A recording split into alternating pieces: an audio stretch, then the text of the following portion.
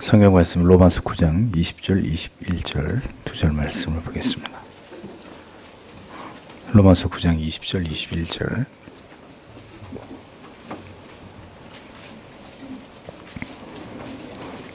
같이 읽겠습니다. 이 사람아 내가 네게 감히 하나님을 힐문하느뇨 지음을 받은 물건이 지은 자에게 어찌 나를 이같이 만들었느냐 말하겠느뇨 토기장이가 진흙 한 덩이로 하나는 귀 있을 그릇을 하나는 천 있을 그릇을 만드는 권위 없느냐.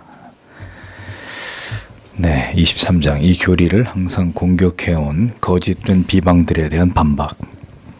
하나님의 공의는 인간의 힐문의 대상이 아니다. 4항에서 7항까지를 해설하도록 하겠습니다. 4항 하나님의 공의로우신 작정입니다. 예정을 비난하는 자들은 하나님께서 유기하신 자들에 대해서 하나님께서 그렇게 그들이 부패하도록 예정하시고 그것을 정죄의 원인으로 삼으신 것이 아니냐 이렇게 반론을 제기합니다. 그것으로 이제 하나님이 그러니까 불의하신 분이다 이렇게 비난을 하는 거죠. 아담 이래로 모든 인간들이 죄 아래서 비참한 상황이 이르게 된 것은 하나님의 뜻 가운데 일어난 일이라고 보는 것은 부정할 수 없는 일입니다. 그러나 이것은 하나님께서 그렇게 되어지도록 조성하신 것이 결코 아니고 더 중요한 사실은 그렇게 인간에 의해서 전적인 부패와 타락이 일어났다 하더라도 결국은 하나님의 뜻대로 되어질 수밖에 없고 그 모든 하나님의 주권적인 뜻의 원인도 하나님 안에만 감추어져 있다 하는 점입니다.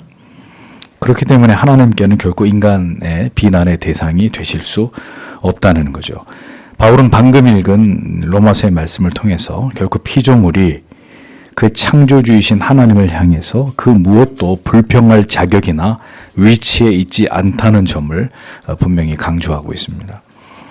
하나님의 작정을 거부하는 자들에게는 어떤 논리든 수용하지 않을 것이지만 중요한 것은 성경은 하나님께서 결코 어떤 불의도 용납하시지 않으시는 분이시고 의를 사랑하시고 하나님의 의로우심은 결코 인간에 의해서 의심되거나 비판될 수 있는 성질의 것이 아니라 사람이 생각하는 것보다 훨씬 더 높고 인간의 빈약한 지혜와 이성적 판단으로는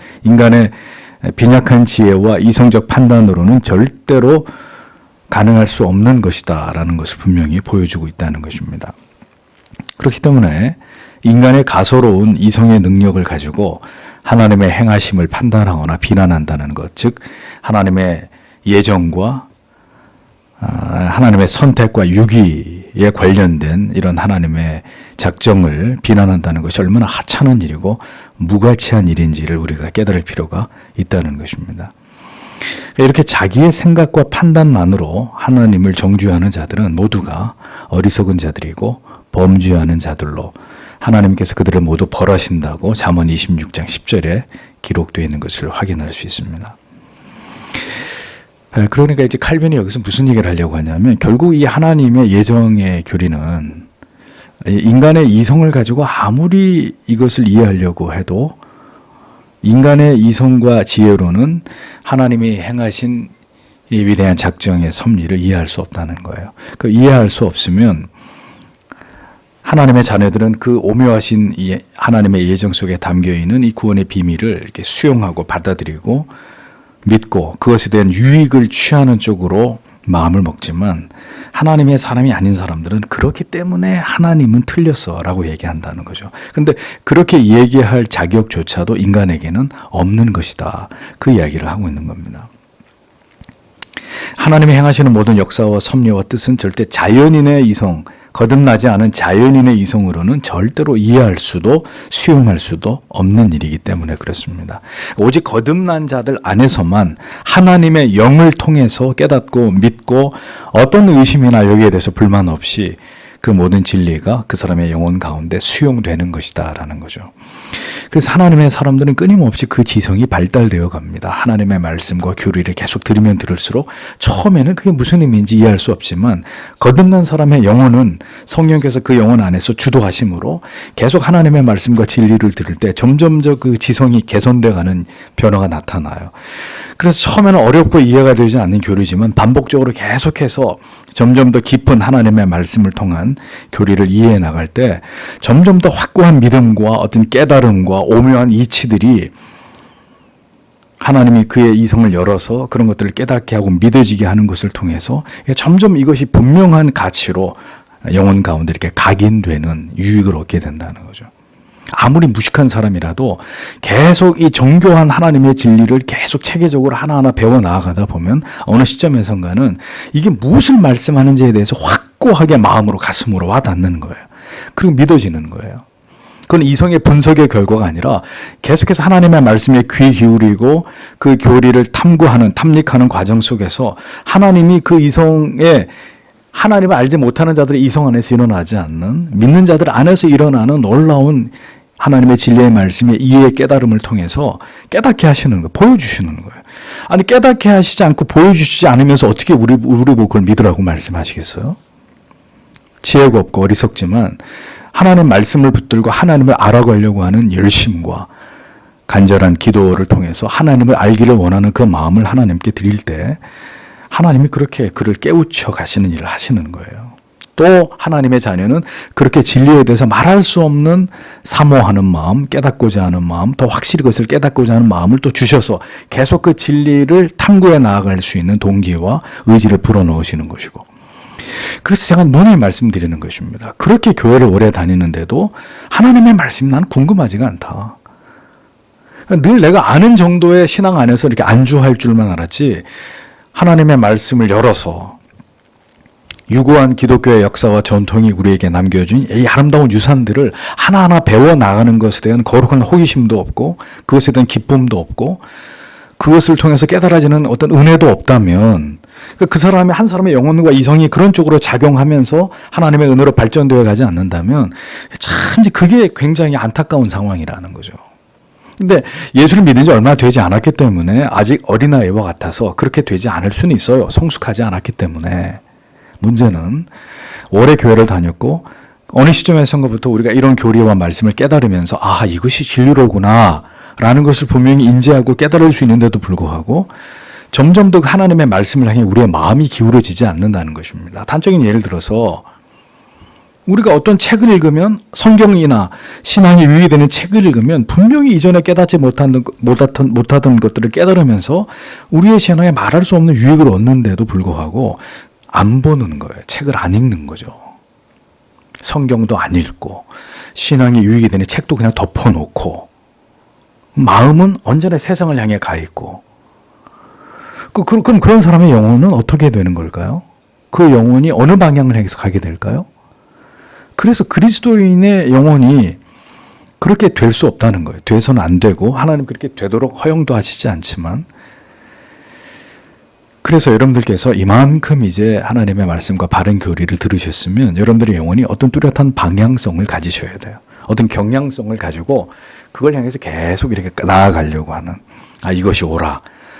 그것을 향해서 나아가면 나아갈수록 더 확고하게 내 안에 뿌리 내려지는 하나님의 말씀에 대한 바른 지식과 믿음이 이렇게 나를 지배하게 되는. 그래서 그런 시간들이 계속 누적되면서 결국 우리가 확고한 흔들리지 않은 믿음을 갖게 되고 어떤 세상이든 우리가 그런 세상들을 감당해내고 이겨낼 수 있는 담대한 믿음의 사람들로 성경에 가는 것이거든요. 그러니까 그런 요소들이 채워지지 않으면 아무리 교회를 오래 다녀 본들 교회에서 성가들을 하고 뭐 찬송을 하고 악기를 하고 뭘 하고 봉사를 하고 아무리 그런 걸 한다고 해도 내 신앙의 진보는 나타나지 않아요.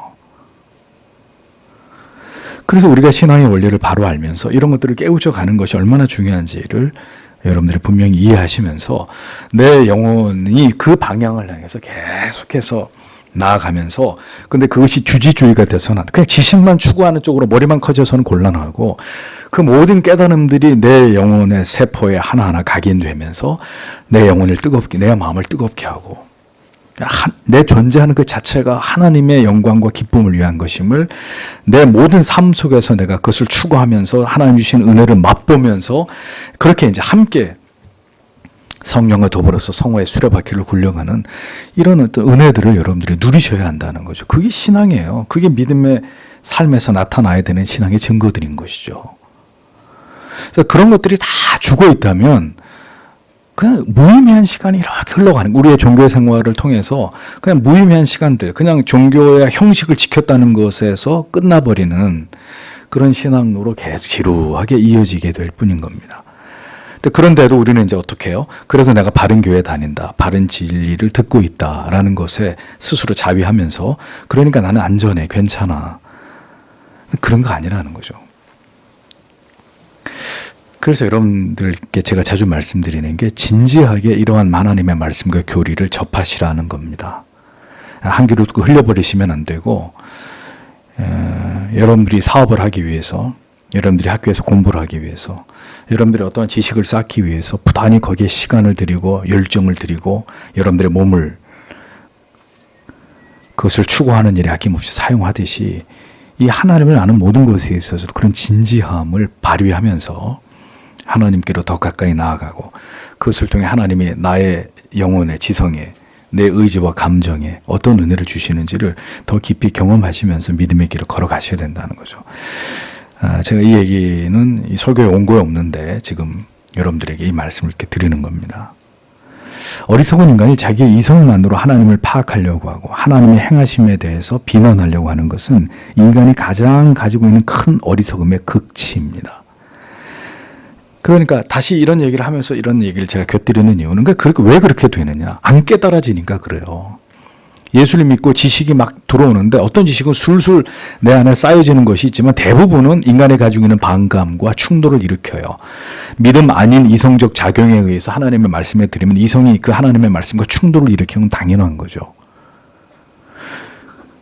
그래서 우리가 하나님의 은혜를 구해야 되고 깨닫게 하시는 하나님의 은혜 그리고 그 말씀이 내 안에 심겨워져서 그 말씀이 옳다라고 믿어지게 하는 이런 은혜 그래서 결국 그 말씀대로 살아가려고 하는 의지적 결단을 그리스도 앞에 드릴 수 있는 이런 은혜와 도우심들 이런 것들을 철저하게 그리스도인들이 추구해야 된다는 겁니다. 저는 많은 사람들이 교리를 가르치고 듣지만 그의 삶과 이러한 지식이 이원화되어 있는 분리되어 있는 이런 경우들을 너무 많이 보아왔습니다. 한 10년여간 개혁교회를 하면서 신앙적 기형을 일으키고 있는 개혁교회 신자들 혹은 목회자들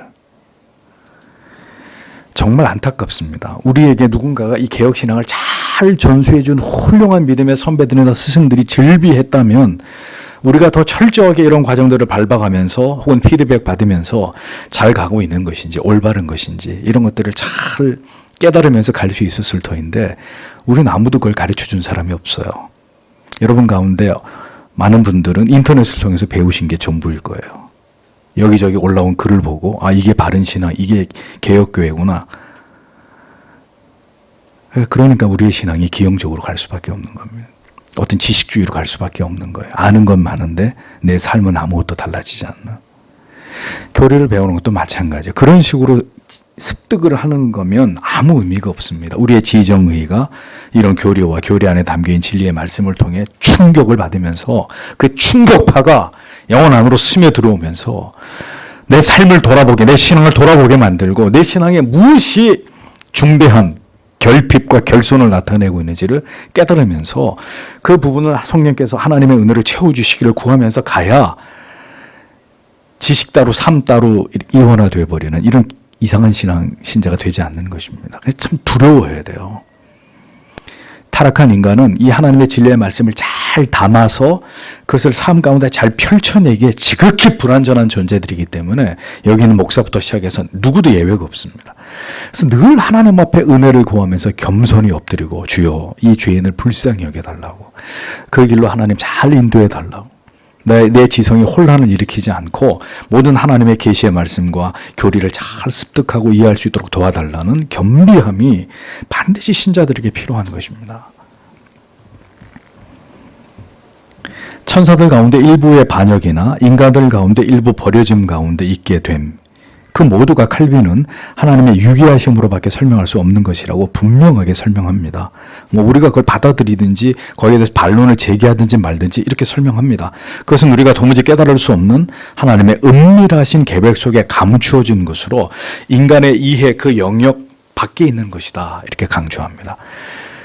그래서 여러분 이런 이제 칼빈의 5대 교리를 설명하거나 그 가운데 특별히 예정론을 설명할 때는 목회자로서 오랫동안 이 부분에 대해서 설교를 하고 강론하면서 느끼는 것은 설명할 부분까지는 다 설명합니다. 그 다음은 거기까지예요. 그래서 그가 이 모든 것들을 수용하고 받아들일 수 있는 하나님의 사람이면 수용하고 받아들이는 거고 여기서 지금 언급하는 것처럼 그렇기 때문에 나는 못 믿겠다. 그 예정론 따위는 개나 줘라. 난 도저히 그런 하나님 같은 못 믿겠다. 그렇게 하면 거기까지인 거예요. 그럼 목사가 그 사람을 더 설득하려고 하지 않아요. 기도만 할 뿐이에요. 하나님 그에게 은혜를 베풀어 달라고. 이 모든 예정의 교리가 선명하게 그 영혼 가운데 새겨지고 그가 신앙으로 이것을 고백할 수 있게 해달라고 도와달라. 왜냐하면 더 설명하는 거는 아무 도움이 안 되더라 이거죠. 왜냐하면 그것은 설득받거나 설명해가지고 영혼 가운데 착상될 수 있는 그런 성질의 것이 아니기 때문에 그렇습니다. 예정론을 어떻게 그렇게 받아들일 수 있어요? 어떻게 그 이성적인 논리로 유창하게 설명해서 그 설복을 시키고 이해를 시킬 수 있겠습니까? 그 영역 밖에 있는 거라고 분명히 칼빈이 얘기하잖아요. 그 밖에 있는 거다. 성경의 모든 진리가 인간의 이성으로 다 파악되는 게 절대로 아닙니다. 어떤 진리는 택하신 하나님의 백성들에게 믿음으로 수납하기를 요구하고 있는 그런 말씀이 적지 않습니다. 다시 말하지만 여기에서 걸려 넘어지는 자와 믿음으로 그것을 받아들이는 자가 그래서 첨예하게 갈려지는 거예요. 그러므로 언제든 제가 말씀드리지만 믿어지는 것이 하나님의 은혜이고 인간의 이성으로 그것을 거부하고 비웃고 부정하는 것은 참 안타까운 일이다. 그러니까 좋게 설명해서 안타까운 일이다. 이렇게 제가 말씀드리는 거예요. 영원히 어떻게 할 수 없는 일이다. 우리가. 다섯 번째, 하나님의 작정은 인간의 탐구의 대상이 아니다. 비슷한 논조를 계속 이어갑니다. 칼빈은 계속해서 이 예정의 교리를 받아들이지 않는 당대의 사람들에게 하나님의 섭리는 우리의 이성을 뛰어넘기 때문에 그 원인과 이유를 찾으려고 해서는 안 된다. 이렇게 강조합니다. 인간의 머리로는 이 모든 것들이 절대 이해될 수 없다는 점을 거듭 밝히고 있었던 것이죠. 모든 하나님의 계시의 말씀이 이해되고 수용되는 도구가 인간의 이성이라면 저는 오히려 이것이 하나님을 의심하게 만드는 원인이다라고 저는 그렇게 생각합니다. 성경을 봤더니 내가 좀 머리가 좋아요. 내가 박사예요. 내가 국어를 굉장히 잘하는 사람이에요. 혹은 외국어도 능통해요. 그래서 내가 집에 가서 이렇게 몇 달 동안 쭉 훑어봤더니 이게 무슨 얘기인지 알겠어. 그렇구나. 하나님이 그런 분이구나. 만약에 하나님의 말씀이 그런 거라면 저는 오히려 하나님을 믿지 않겠어요. 그러니까 인간의 이성으로 좀 뛰어난 지성을 가진 사람이 얼마든지 이 성경을 이렇게 훑어보면 그렇군. 충분히 이해가 되네. 그럴 것 같으면 저는 그건 하나님의 말씀이 아니라고 생각해요. 믿음이 없으면 결코 수용될 수 없는 내용이 진리 가운데 포함될 때, 그리고 그것을 믿어지게 하시는 인간 밖에서 인간에게 부어지는 어떤 능력에 의해서 우리가 그것을 믿게 될 때, 여러분 그것이 진정한 기독교를 설명할 수 있는 근거가 되는 것입니다. 우리는 자꾸 내 안에서 뭔가를 만들어내려고, 내가 열심히 배우면 다 안다고 생각해요. 나를 이해시키라 이거죠. 그러면 내가 다 믿을 거다. 내가 다 내 안에서 뭔가를 만들어낼 거라고 생각하는 거예요. 그러니까 그 조건들을 딱 나에게 맞추어주면, 그렇게 맞는 조건으로 날 세팅해주면 내가 얼마든지 믿을 수 있을 텐데 왜 그렇게 세팅을 안 해주는 거야? 밖에서 들어오는 거예요. 우리로서는 그렇게 할 수 있는 능력이 없어요. 우리는 전적으로 무능하고 타락하고 부패한 존재예요. 외부에서 그것이 하나님의 불가항력적인 은혜라는 이름으로 우리 안으로 쏟아져 들어와서 우리를 깨트리고 부수고 무너뜨리고 파괴시키면서 뭔가 우리 안에 어떤 가치 있는 것을 세워놓는 거예요. 그게 기독교의 신앙이에요. 그러니까 자꾸 인간이 자꾸 실존적인 차원에서 그렇게 접근을 하는 것은 절대로 올바른 신자의 신앙의 모습이 신앙함이 아니란 말입니다.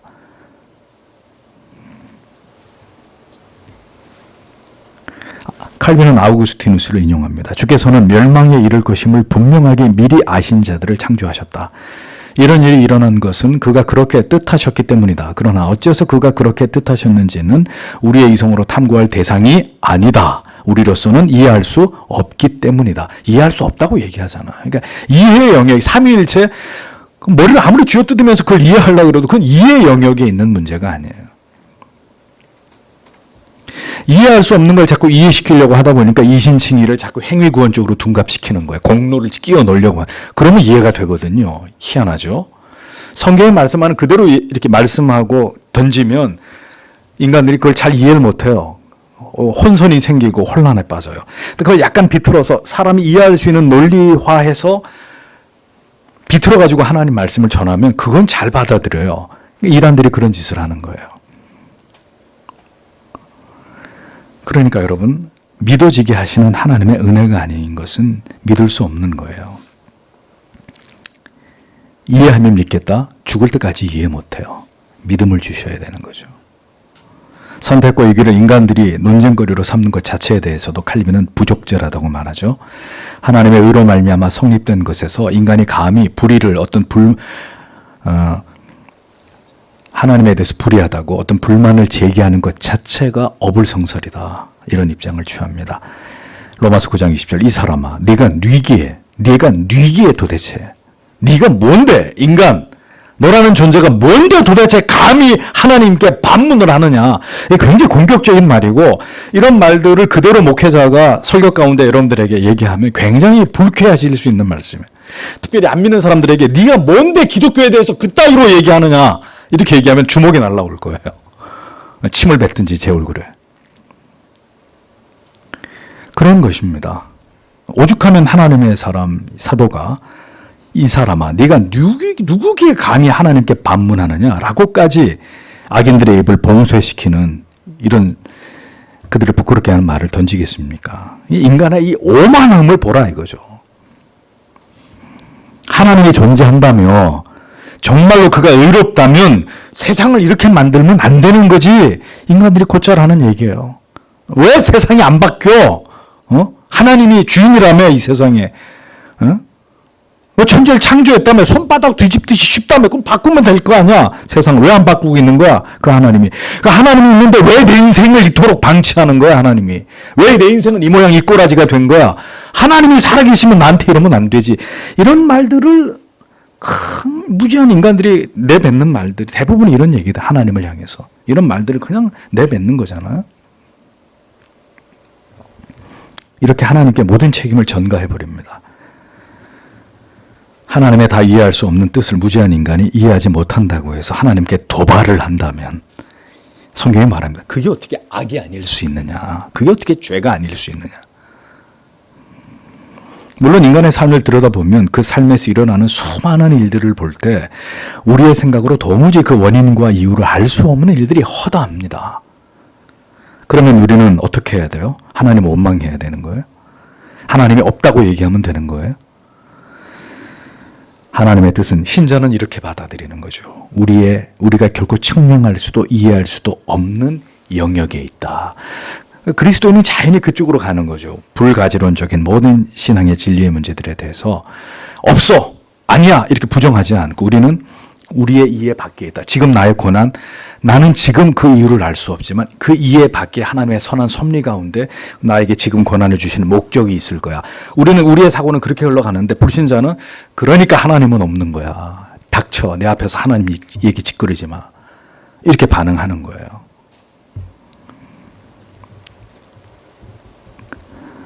그래서 우리는 어떻게 합니까? 이해할 수 없고 받아들이기 힘든 일들 앞에서 우리는 어떻게 해요?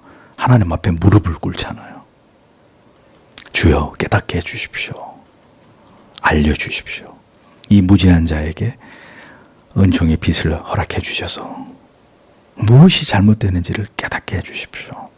저를 고쳐주십시오 주님. 이렇게 우리를 바꿔달라고 기도하잖아요. 하나님을 시비하는 게 아니라 하나님의 뜻을 알도록 사랑하는 사람을 죽음으로 잃게 되고 사업이 부도가 나고 실패를 경험하고 배신을 당하고 우리 육신에 깊은 병이 들었음을 발견하게 될 때 가족 가운데 누군가가 심각한 질병에 걸려서 시험부를 선고받게 됐을 때 이런 모든 일들 속에서 하나님이 나한테 이러시면 안 되지 하고 일을 가는 게 아니라 하나님께서 왜 그렇게 하셨는지를 겸손히 엎드려서 물으면서 깨달음을 얻기를 기다려야 된다는 거죠. 그 일이 며칠이 걸릴 수도 있고요. 몇 달이 걸릴 수도 있고 몇 년이 걸릴 수도 있어요. 어떤 문제는 평생이 다 가도록 Why? 하나님 왜 그렇게 하셨습니까? 라는 질문에 대해서 답을 못 얻을 수도 이 땅에서는 답을 못 얻고 죽을 수도 있어요. 심지어는. 그러면 신자는 하나님이 악하다라고 말하느냐? 절대로 그렇게 말하지 않아요. 하나님은 결코 우리 죽는 순간까지 우리는 이렇게 고백하죠. 하나님은 절대로 불의하신 분이 아니고 우리에게 악을 행하시는 분이 아니시다. 우리 아버지는 그런 분이다. 이렇게 믿고 죽는 거예요. 우리의 내면의 깊은 고통과 고뇌가 여기 있는 것입니다. 그런데 왜 하필 내게, 내 인생에, 내 가족에게 이 같은 아픔과 고통을 주시는 것일까? 그러니까 이런 문제에 부딪힐 때 결국 답은 그렇게 내리지만 그 과정 속에서는 무수히 고통과 괴로움과 불면의 밤을 보내면서 하나님 왜요? 욥이 그랬듯이 왜 하나님? 왜 그렇게 하시는 것입니까? 그것은 하나님을 불평하고 원망하면 하나님을 찾지도 않는 거예요. 하나님을 믿고 신뢰하고 사랑하고 그분을 두려워하기 때문에 물을 수 있는 분이 하나님밖에 없으니까 왜라고 묻는 거예요. 하나님 왜 그렇게 하신 것입니까? 깨닫게 해주십시오. 그런 고통을 그리스도인이 이 땅을 지나가는 동안에 당할 수도 있는 것입니다. 답을 다 알면 뭐가 어려워요. 때로는 답을 모르기 때문에 그럼에도 불구하고 하나님의 주권과 섭리에 그 문제를 올려놓고 기다리는 거예요. 그냥. 예수 믿는 일이 쉬운 일이 아니에요. 은혜가 있기 때문에 우리가 믿고 그 길을 갈 수 있는 거지 인간의 이성과 감정과 의지만으로 얼마든지 갈 수 있다? 못 갑니다. 그 갈 수 있다고 생각하는 그 길은 믿음의 길이 아닌 거예요. 우리는 하나님의 작정과 섭리를 절대로 알 수가 없습니다. 쉬이 알 수 없습니다. 모르는 건 아니지만 쉬이 알 수는 없습니다. 말씀드린 대로 이 땅에서 그건 모르고 죽을 수도 있어요. 그러나 하나님의 뜻은 분명히 이루어지고 하나님의 뜻은 펼쳐집니다. 죽고 난 다음에 그 사람의 죽음을 통해서 어떤 일이 벌어지고 내가 그에 대해서 알게 되는 거예요. 응? 아, 그래서 그분이 그렇게 내 아버지가, 할아버지가, 누군가가 그렇게 내 어머니가 돌아가셔야만 했던 거구나. 아, 그분이 그래서 그 선교사님, 그 목사님이 주의를 하시다 그렇게 돌아가셨어야만 되는 거였구나. 그 당시에는 슬프고 왜 그러셨습니까 하나님 했지만 시간이 한참 지나고 난 다음에 그 일이 여러 경로를 통해서 어떤 결과로 어느 날 딱 우리에게 깨달아졌을 때 탐복을 하게 되는 거야. 이런 놀라운 오묘하신 하나님의 뜻이 이렇게 이런 과정 속에서 이렇게 성취되고야 말았구나. 온몸에 소름이 돋는 거죠. 누가 감히 그렇게 할 수 그런 드라마를 그런 시나리오를 써내려갈 수 있겠습니까? 전능하신 하나님 외에. 그래 함부로 얘기하면 안 된다 이거. 왜 죽었어? 왜 망했어? 왜 그렇게 됐어? 그 상황만 보고 우리가 그렇게 단정 지을 문제가 아닌 거죠. 기다려 봐야 되는 거예요. 한 세대가 지나고 100년이 지나고 200년이 지나고 1000년이 지나고 난 다음에도 이루어지는 게 그게 하나님의 말씀이잖아요.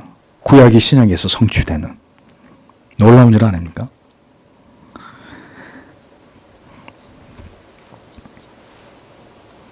우리는 우리 편에서 욥의 이유 있어 보이는 하나님을 향한 호소들을 보세요. 그가 쏟아내는 그 불평들을 보세요. 그런데 그 결말에서 정말 우리는 욥이 아무런 잘못이 없었는지에 대해서 큰 깨달음을 욥기를 통해 얻지 않습니까? 정말 그의 모든 고통이 아무런 이유가 없이 그에게 주어진 것이었느냐? 아니었다라는 걸 깨닫는 거잖아요. 사람은 어리석습니다. 하나님의 그 모든 뜻을 다 알 수 없습니다. 개미 한 마리조차도 존재하는 이유가 있어서 존재하지만 인간은 알 까닭이 없습니다. 그까지 개미 한 마리가 왜 있는지 우리가 알 게 뭐예요? 이렇게 생각한단 말이죠. 언제나 우리의 사고는 1차원적이고 한 면만을 볼 수밖에 없어요. 그게 인간의 한계예요. 그러나 하나님께서는 모든 존재하는 것들을 통한 하나님의 뜻을 지금도 이루어 가십니다. 인간은 그것을 그 하나님이 이루어 가시는 그 엄청난 역사의 파노라마에 겨우 한 페이지 정도 이해할 수 있을까 말까 한 우리가 그런 존재란 말이죠. 아우구스티누스는 믿음이 있는 무죄가 무분별한 지식보다 낫다 이렇게 말했습니다. 우리 눈에는 저 사람이 왜 존재하고 그 일이 왜 일어나야만 하고 그가 왜 죽어야만 되고 이런 상황이 왜 내 눈앞에 벌어져야만 되는지 알 수 없지만 우리는 그렇게 다 헤아릴 수 없지만 분명한 것은 하나님의 관점에서는 그 모든 일들이 다 일어나야만 했고 그 모든 일들은 하나님이 보실 때 궁극이 하나님의 뜻을 이루어 가시기 위한 과정이다. 그리고 하나님이 보실 때는 선한 일들이다. 우리 눈에 보이는 악한 일들조차도. 그것을 우리가 어느 날 발견하게 될 때 깊이 깨닫게 될 때 비로소 하나님께서는 진실로 선하신 분이십니다. 그분은 완전하신 분이십니다. 하나님이 행하시는 모든 것은 다 의로운 것입니다. 라는 고백이 비로소 우리 입에서 감격적으로 쏟아져 나오는 거죠. 그것을 알고 죽으면 참 감사한 일인데 그렇지 않더라도 상관없어요. 하나님은 의로운 분이고 온전하신 분이기 때문에. 결국 불의를 행하시는 자기 백성들을 불행에 빠뜨리는 아버지가 아니시기 때문에 그 믿음을 가지고 우리는 우리의 인생의 모든 날들을 지나가는 것입니다. 타인의 인생을 그런 관점에서 지그시 바라보는 것입니다. 여섯 번째, 두 번째 반론. 선택이 사람의 책임을 제거한다는 논리. 하나님이 다 선택해서 끌고 가는 거니까 사람은 책임이 없지 않겠나? 이런 이제 관점에 대해서 칼빈이 반박을 합니다. 칼빈은 또 다른 예정론에 대한 반론에서 말합니다. 그것은 하나님을 비난하는 것이 아니라 예정론이 죄인들에게 핑계거리를 제공할 수 있다는 주장입니다. 즉 하나님이 다 예정해 놓았다면 선택 6위가 이미 다 결정되었다면 우리가 하나님께 따지기라도 해야 하는 것이냐? 그렇게 할 수 없으니까 이런 모든 것이 다 부당한 게 아니냐? 이렇게 반발하는 거죠. 죄를 짓는 것도 하나님께서 그렇게 죄를 짓게 하시는 것이고 죄를 짓지 않는 것도 하나님이 그렇게 죄를 짓지 않도록 정하신 것이니 인간이 어떻게 살든지 그것이 무엇이 문제가 될 수 있겠느냐 이런 이제 반론. 여러분들도 흔히 이런 생각 하시잖아요. 하나님의 예정에 모두 있는 일들을 두고 사람들에게 형벌을 가하는 것은 그건 온당치 않은 거지 하나님이. 이렇게 이제 우리가 반론을 제기하는 것입니다. 사람이 하나님의 섭리에 의해서 이런 상태로 창조함을 받아 자기가 행하는 일들이 미리 하나님께서 정하신 대로 그렇게 다 행해지는 것이라면 하나님께서 정하신 대로 되어져야 하는 그 모든 일들을 결코 피할 수 없기 때문에 내 책임이 아니다. 사람의 책임으로 그것을 떠밀어서는 안 된다. 이렇게 그들이 얘기한다는 거죠. 하나님이 예견한 악을 물리치실 수 있음에도 불구하고 그렇게 하고자 원하지 않으시고 사람을 창조하셔서 지상에서 죄를 짓도록 하셨기 때문에 그 책임을 사람에게 돌리면 안 된다. 그건 전적으로 하나님 잘못이다. 이렇게 항변하는 무리들이 있다는 거죠. 만약 사람이 자신의 모든 일을 하게끔 어떤 형편과 처지에서 자기가 하는 모든 일을 하게 되게끔 창조된 것이 하나님의 섭리에 따른 것이라고 한다면 그가 피할 수 없어서 부득불 하나님의 뜻대로 행하는 것으로 말미암아 하나님 앞에 비난을 받을 수 있느냐? 그렇게 비난을 받지 않아야 되는 게 아니냐? 그러니까 이런 주장들을 잘 파악해 보면 다 하나님 때문이라는 거야. 하나님이 다 그렇게 해놓은 거니까 해놓은 대로 인간은 그렇게 한 것밖에 없으니까 인간 잘못은 하나도 없어. 다 하나님 잘못이야. 이런 이제 주장들이라는 거죠. 여기에서 칼빈은 악인들에게 일어나는 악을 하나님께 그렇게 악을 행하게 만드셨다고 보는 것이 아니라 악인이 행하는 그 악이 하나님의 뜻을 이루는 데 쓰여졌을 뿐이다. 잠언 16장 4절의 말씀을 통해서 이것을 논증하는 것입니다. 여호와께서 온갖 것을 그 쓰심에 적당하게 지으셨나니 악인도 악한 날에 적당하게 하셨느니라. 악인도 악한 날에 그 악을 통해서 하나님의 뜻을 이루는데 아주 적당하게 하나님이 그렇게 되어지는 것에 대해서 하나님이 허용하셨다. 이렇게 얘기하고 있는 거죠. 그 악이 하나님의 의를 이루시는 수단으로 그러나 그는 그 악을 열심히 자기가 자기 주도적으로 하는 것이나 하나님의 뜻을 이루는데 그의 악이 유용하게 쓰여지기도 한다. 즉 모든 만물의 기질들이 하나님의 손에 있고 구원이나 죽음에 대한 결정도 하나님이 다 하십니다. 그러므로 하나님께서는 하나님의 계획과 뜻에 따라서 어떤 사람들은 특정한 죽음을 맞게 되도록 이 땅에 태어나게 하셨는데 그것은 그들의 죽음을 통해서 하나님의 뜻을 이루고 하나님의 이름을 영화롭게 하려고 하는 그런 목적에서다. 그래서 그런 죽음이 의인의 죽음일 수도 있고 악인의 죽음일 수도 있다라고 얘기합니다. 그래서 사람이 살고 죽는 것은 그 사람이 의인이든 악인이든 사람이 살고 죽는 것은 분명히 하나님의 결정과 명령에 의해서 일어나는 것이다. 그러나 하나님의 미리 아심 때문에 필연적으로 우리의 삶에서 어떤 일이 일어나는 것이 아니라 하나님의 뜻과 의지에 의해서 하나님의 작정과 지시하심에 의해서 모든 일들이 발생하는 것임을 올바로 이해할 필요가 있다는 겁니다. 하나님께서 필연성을 부과하셔서 불가피하게 죄를 짓고 싶지 않아도 죄를 짓게 하는 것이 아니라 인간의 사악함에서 그 죄가 저질러진다.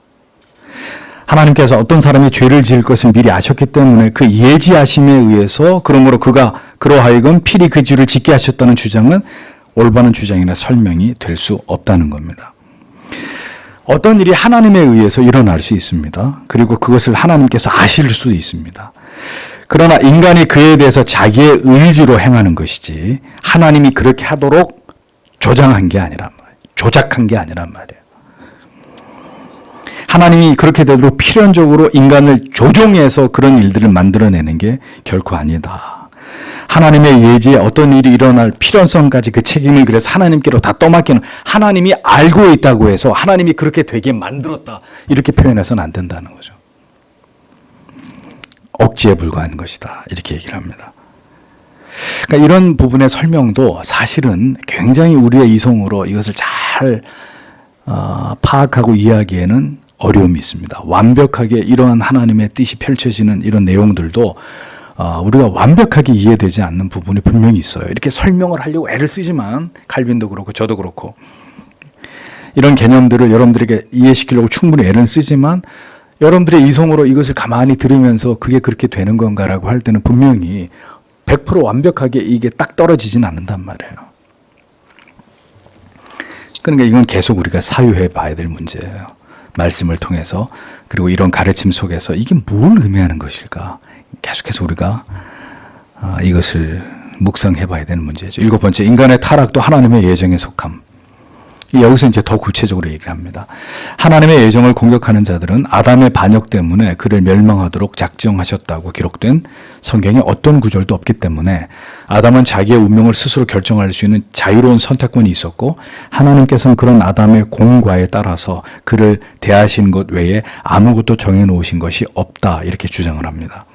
그렇게 되면 뭐가 부정이 되느냐? 하나님의 전능하심이 부정되는 거죠. 하나님께서는 모든 일들을 그분의 은밀하신 계획에 따라 주도하시고 그 계획에 의해서 모든 일들을 역사하심이 무너지게 되는 거예요. 하나님께서는 하나님의 예정이 아담의 후손들 가운데 분명하게 드러나게 하셨습니다. 성경은 분명히 한 사람 아담 안에서 모든 인생들이 영원한 죽음에 매여 있게 되었다고 말씀합니다. 이것은 우연히 일어난 일도 하나님의 관여하지 않으신 가운데 아담에 의해서 우발적으로 일어난 일도 아닙니다. 그러니까 이 모든 것조차도 하나님의 계획하심 속에서 그분의 전지하심 안에서 일어난 일들입니다. 하나님의 기뻐하시는 모든 계획 안에서 아담의 타락과 그로 인한 모든 인류의 타락과 영원한 죽음 아래 있게 된 이 모든 일들이 일어났다. 칼빈이 이것을 강조합니다. 그러니까 이것이 하나님께서 인간을 지으시고 그들을 통해서 위대한 구속의 구원의 드라마를 이루어가고자 하신 큰 뜻이다라는 것을 우리가 발견하게 되는 거죠. 하나님은 사람을 창조하시기 전에 그 사람이 어떠한 종말을 맞게 될 것인가를 미리 아셨고 그의 작정으로 그렇게 정해 놓으셨다는 것과 그렇게 미리 그것을 보셨다는 것은 분명한 사실입니다. 그러므로 하나님께서는 첫사람 아담의 타락을 미리 보았고 그의 후손들의 멸망을 미리 보셨고 하나님의 작정 속에 이 모든 일들을 주도하셨습니다. 그렇게 하신 것은 그러한 모든 일들이 하나님의 미리 아심과 예정 안에서 일어났다 하더라도 하나님의 권능으로 모든 일들을 하나님께서 통치하고 통제하고 다시 돌이키게 하고 다시 끊어졌던 것을 이어내고 모든 솔루션을 그분이 가지고 있기 때문이다. 이게 중요한 문제예요. 그러니까 예정론에서 가장 핵심은 저는 이거라고 생각해요. 인간의 타락을 하나님이 미리 아셨는데 왜 미리 막지 않았느냐? 가장 많이 듣는 질문이잖아요. 왜 안 막았느냐 하나님이. 그럼 저는 물어봐요. 그럼 왜 막느냐? 그럼 왜? 왜 막아야 되냐? 그럼 하나님이 그거를. 응? 여러분 어떤 일이 벌어지기 전에 그걸 막아야 돼! 라고 얘기할 때는 왜요? 왜 막아야 된다고 얘기하죠? 그게 터지면 감당이 안 되기 때문에 막아야 되는 거예요.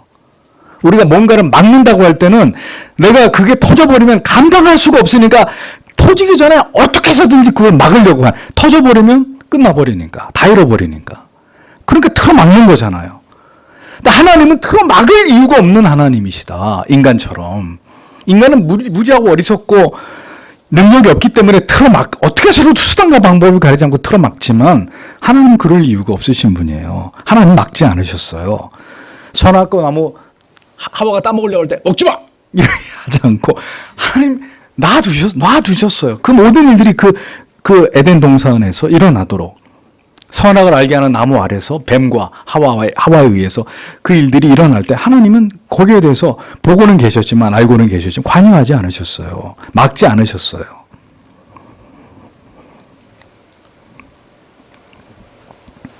왜? 인간이 그 하나님의 위대하신 창조의 뜻과 섭리를 거슬려서 완전히 타락하고 부패하고 전적인 무능한 상태가 되더라도 그들을 구원하시는 하나님의 완전하신 계획이 그분 안에 있으셨기 때문입니다. 어떻게 보면 모든 시대 속에서 죄와 타락으로 당황하고 불안해하는 것은 사실 인간일 뿐입니다. 요한계시록에서 그걸 보여드리겠지만 하나님께서는 모든 계획하신 바대로 모든 그 역사를 이끌어가고 계신단 말이죠. 그러니까 여러분 보세요. 지금 이 나라를 볼 때, 이 사회를 볼 때 답이 없어 보이잖아요. 답이. 그럼 우리가 볼 땐 망했어, 뭐 이제 끝났어 이런 얘기를 하는데 그거는 우리의 주제 넘은 말들이에요. 우리는 뭐 그렇게 얘기할 수 있어요. 우리는 하나님도 아니고 우리는 뭘 모르니까. 하나님의 뜻대로 되어져 갈 뿐이에요. 하나님이 그걸 이렇게 끌고 역사를 끌고 가고 계시는 거예요. 하나님 안에 가장 완벽한 모든 계획과 뜻이 서 있고 그건 언제나 공의롭고 언제나 의로우시고 언제나 완전한 것이에요. 죽은 지 나흘이나 된 나사로도 나오라 그러면 나오는 거잖아요. 응? 믿습니까? 이럴 뻔했어요 지금. 그러므로 우리가 과도하게 절망하고 염려하고 걱정할 이유가 없는 것입니다. 모든 것이 하나님의 뜻과 계획대로 되어질 것이기 때문이죠. 아우구스티누스 역시 이런 문제에 대해서 탁월한 통찰을 보여줍니다. 칼빈이 그의 말을 인용한다고 우리도 여러 번 반복해서 인용하고 있는데 여러 차례 이걸 반복해가지고 읽음으로써 그 의미를 정확하게 파악하는 게 굉장히 중요해요. 뭐라고 아우구스티누스가 얘기를 했습니까? 우리가 지극히 올바르게 믿는 바를 지극히 건전하게 고백한다. 즉 만물의 주 되신 하나님께서는 만물을 지극히 선하게 창조하셨고 또한 선에서 악한 것들이 생겨날 것을 미리 아셨고 또한 악한 것들이 존재하는 그것을 허용하지 않으시기보다는 그 악한 것들을 통해서 선을 이루시는 것이 그의 지극히 전능하신 선하심에 합당하다는 것을 아셨으므로 생각하고 또 우선 자유의지가 할 수 있는 것이 무엇인지를 보여주시고 인간이 자유주의로 할 수 있는 게 뭐예요? 타락이잖아요. 그 다음으로 그의 은혜의 축복과 그의 공의의 심판이 할 수 있는 것이 무엇인지를 보여주실 수 있도록 이건 뭐예요? 영원한 죽음과 그리스도를 통한 구원을 의미하는 거죠. 그렇게 천사들과 사람들의 삶을 정하셨다는 사실이다. 이건 뭐죠? 이 구속의 계획이 선택과 유기를 통해서 천사와 사람들에게 적용되도록 하나님이 그렇게 하셨다. 이 얘기를 아우구스티누스가 하고 있는 것입니다. 그렇게 하나님께서 모든 것을 다 해결하시고 다 풀어나가실 수 있다라는 얘기를 성경이 결국은 우리에게 말씀하려고 하는 것이다. 그 얘기예요. 그래서 여러분들께서 예수를 믿고 나신 다음에 이 예정에 대해서 많은 궁금함들을 가지고 계셨겠지만 여러분들이 칼빈의 기독교 강요만 정독을 해서 쭉 읽어나가면 그 모든 우리의 궁금증이 다 이렇게 풀려나가는 것을 경험하시게 됩니다. 내가 궁금했던 것은 칼빈도 궁금했던 거예요. 그래서 그 답을 하나님의 말씀을 통해 다 우리에게 이렇게 답을 쏟아내고 있었던 거죠. 다 하나님이 모든 걸 해결한다는 거, 모든 걸. 인간이 타락을 하면 아들을 통해서 모든 인간의 죄를 대속케 하심으로 그리고 그 아들을 믿는 믿음을 통해서 하나님이 그 믿음을 주시고 그 믿음으로 말미암아 의롭게 칭함을 통해서 믿는 모든 자들 하나님께로 구원하시는 영생을 얻게 하시는 이런 모든 이 완벽한 솔루션을 하나님이 가지고 계신다는 거죠.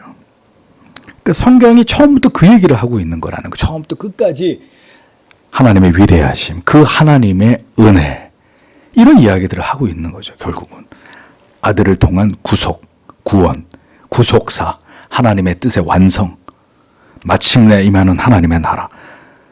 성경은 어떤 것도 하나님이 당황해 하시거나, 아이고, 이거 어떻게 하면 좋냐, 이걸 어떻게, 이런 말씀은 어디에도 존재하지 않아요. 항상 당황하는 건 인간이다. 불안해하는 건 인간이다. 두려워하는 건 인간이다. 그러므로 하나님의 예정을 인간의 이성으로 분석하고 비난하고 비판하고 하나님의 의로우심을 공격하는 일은 가장 지극히 어리석은 일이다. 칼빈은 바로 이 사실을 이 예정론에 대해서 반론을 제기하는 자들에게 변증하고 있었던 것입니다. 이렇게 말씀드려도 여러분, 이런 것들이 안 믿어지는 사람들은 할 수 없어요. 우리는 하나님의 은혜가 그에게 임해서 이런 모든 하나님의 예정의 교리가 믿어지고 그것이 감격으로 이해되어지고, 그리고 그렇게 많은 숱하게 우리가 하나님 앞에 제기했던 반론들이 결국은 그 하나님의 전능하심과 하나님의 전지하심, 하나님의 뜻하신 모든 계획을 1.1획의 잘못도 오류도 오차도 없이 완벽하게 이루시는 그 하나님이시라는 것을 알고 믿는 것을 통해서 그 모든 문제를 해결하면서 우리는 계속해서 우리의 믿음을 감당해 나가야 된다. 오늘도 우리가 이 분명한 진리를 깨닫고 하나님께서 그런 은혜로 우리 인생 다 하기까지 하나님 붙들어 주시기를 이 시간에도 하나님 앞에 우리 기도해야 될 줄 믿습니다. 기도하겠습니다.